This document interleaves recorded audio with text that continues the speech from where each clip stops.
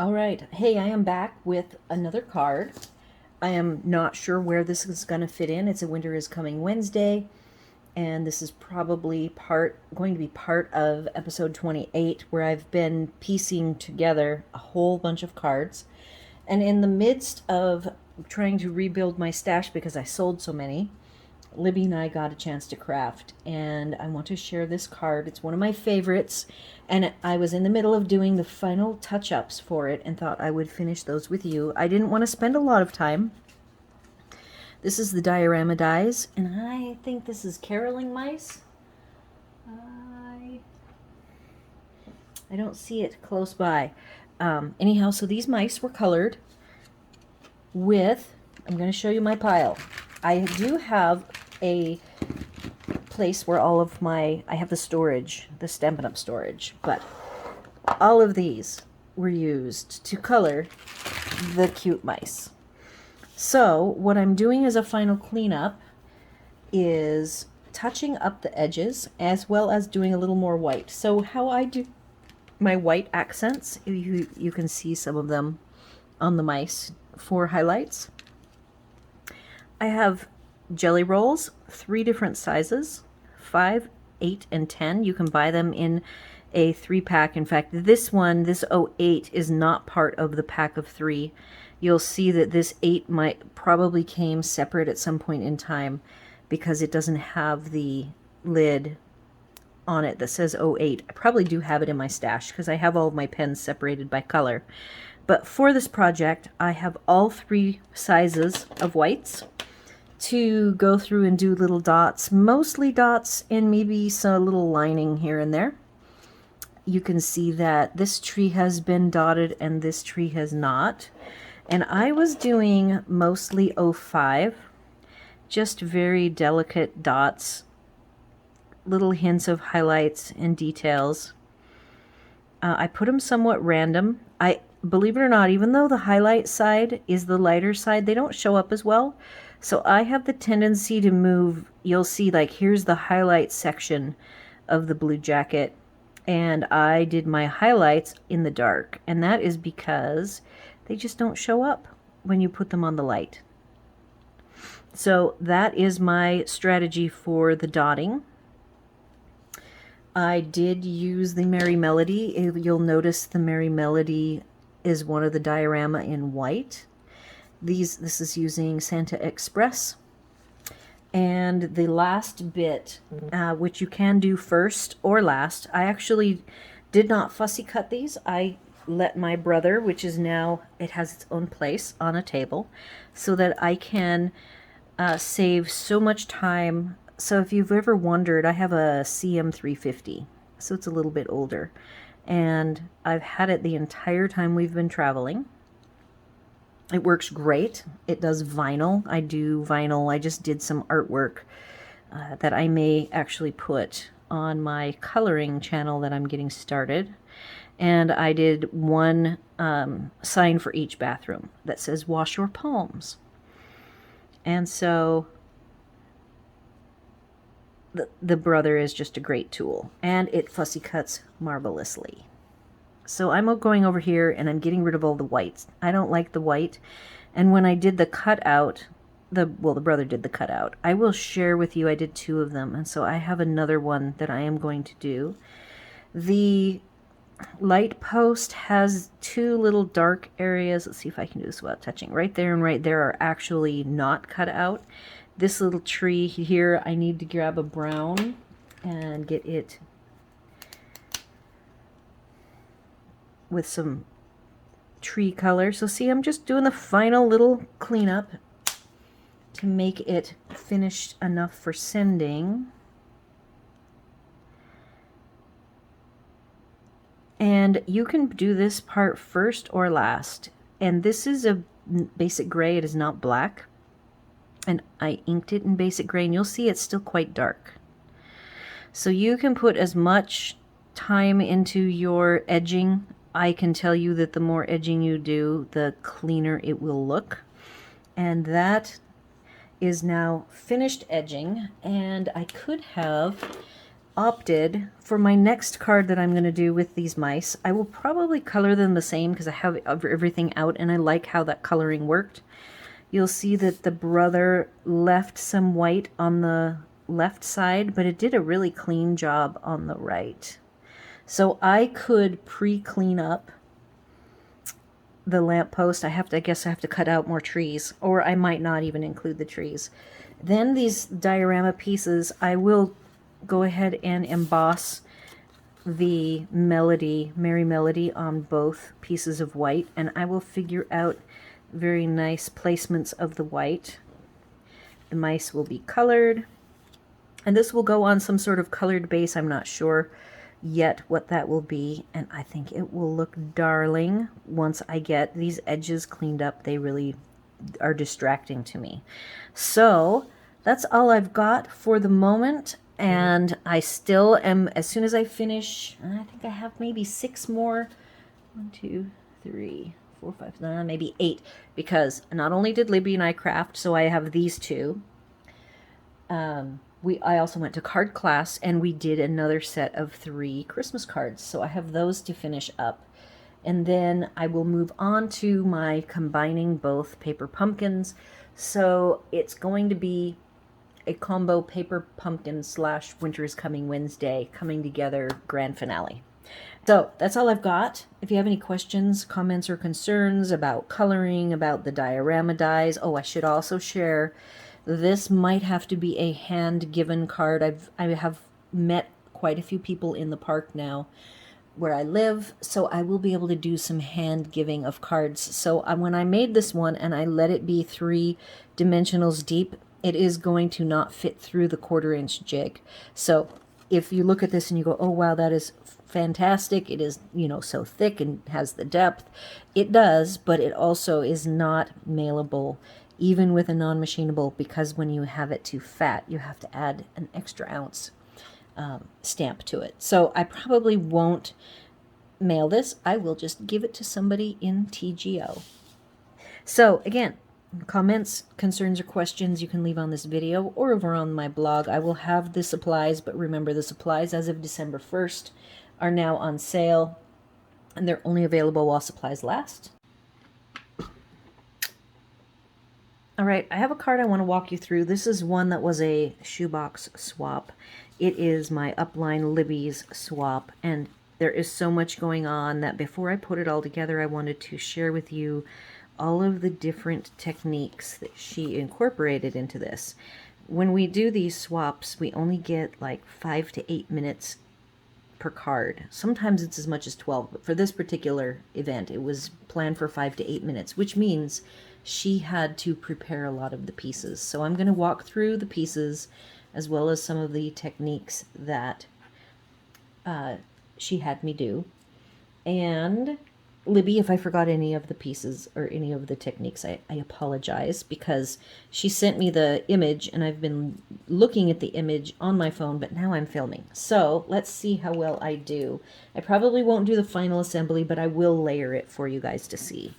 So the first interesting part is that we have the Merry Melody, and not many people, you can't assume that people will know about music and sheet music and how it works, so Libby was very kind and put up on the back of every single one so that people would understand, you know, bass clef and treble clef are on the left, and there they are right side up, but people may not have ever read sheet music. So that was very nice, and I will tell you that this particular embossing folder, I have said in the past, is not set right side up.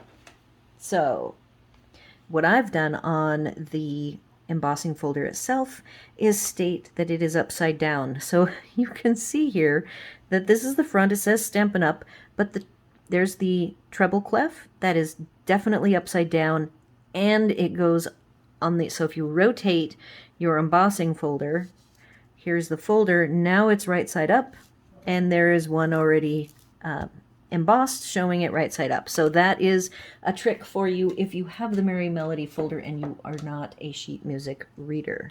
Okay, so she actually has sponging around the edges. I took and did the crumb cake direct applied, and now I will take a finger dauber, and I probably won't finish this, but I will show you that I'm going to soften along the sides with a little bit of the softer color.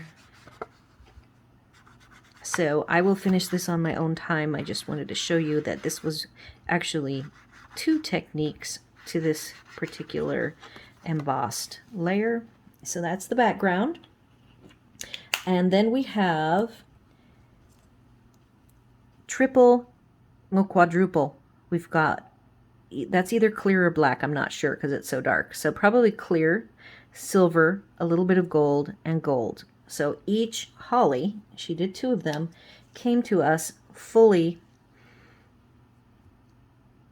heat embossed. Then she went ahead and I believe she stamped these for us because we only have so much time.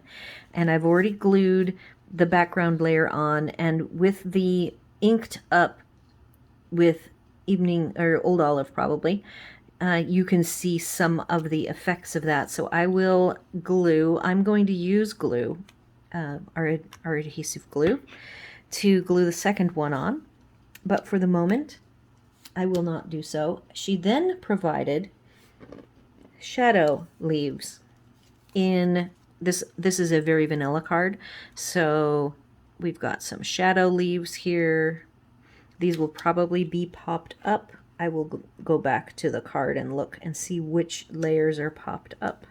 So each of these has a shadow, very vanilla, and that will come into effect more if I end up putting more of the coloring, then the more of the shadowy finger dauber antiquing that I do to it, that's when these bottom shadow leaves will really pop out.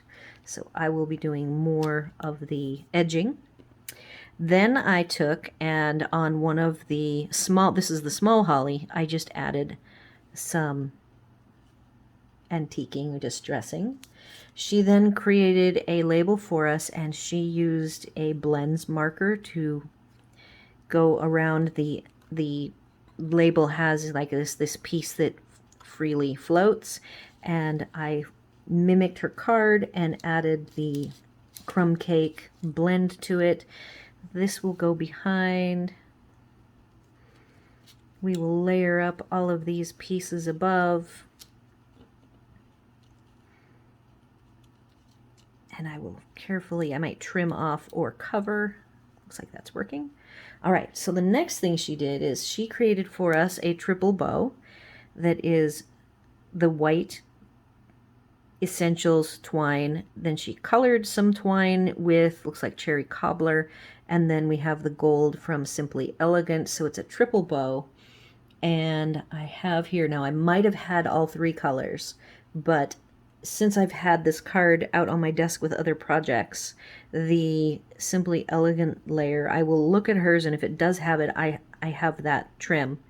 So these are going to go vertically along the side. I'm going to move this over a tiny bit, and then the bow gets added. And I know that she's got, there's this piece that was clear heat embossed. So as I line all these things up, I will then be able to cover whatever leftover bits need to be covered with the berries, which is perfect. And the berries, if everything else doesn't appear to be popped up, I will definitely pop up the berries and probably pop up this white piece. I might trim off these if I don't find a way to tuck them underneath. I will trim those pieces off. And then the last thing she did, that was very unique, is an even number of gems, and the gems went in a cluster of 3. I'm going to go ahead and put these 3 up here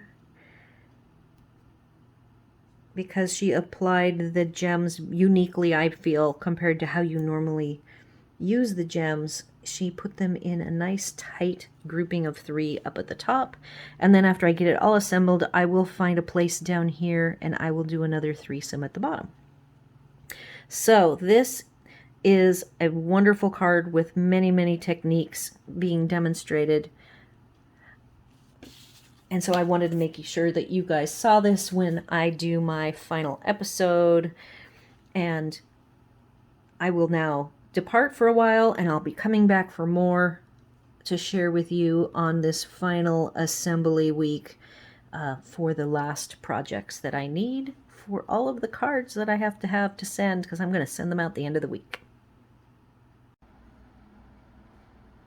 Hey, I am back with another quick reveal and demo. This is a card that was made in card class sometime in November, I think. So I have the finished card, and then I actually purchased an extra one since I have 2 know-me people in my world that would appreciate it. So here is the finished card, and you will see here that the feet dangle and sway on this little gnome. And I'm going to share with you my way of doing it. The materials that were provided were a little bit different, though I just had to make a very quick adjustment to be able to replicate it. So I have my pieces here. The assembly is like this. I have the front piece, which is a little panel. This card actually opens up, so it has a half panel. So I will be putting this piece on the panel. You'll see there's a mini dimensional sitting there attached, and that is a critical piece. I am looking for, I might have put it away, so let me grab it really quick. How I chose to make this work, if you had a die, so these little legs get cut out and it's just the green, so you have to attach a piece of white, and I just took a little rectangular piece of basic white, and I took my hole punch, which is an oversized, it's like a 3/16, and I punched it just like so. Then you use a mini dimensional, and the legs sit on top, and then the final piece of the puzzle is carefully aligning the gnome's beard so that it just covers the legs. And I'm going to add a dimensional. So this dimensional, you're going to pop off the non-sticky, and then I will have another dimensional up at the top. And then I think I can add one somewhere here in the middle to make sure it doesn't cave in the middle. And I am looking for mini dimensionals. And I'm going to put this one at the very top. So now it's going to be making sure that I apply it just right so that it hides the white and the top of the gnome's legs. And center it nicely.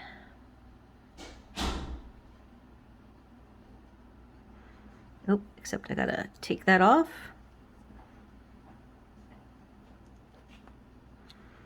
And there it is.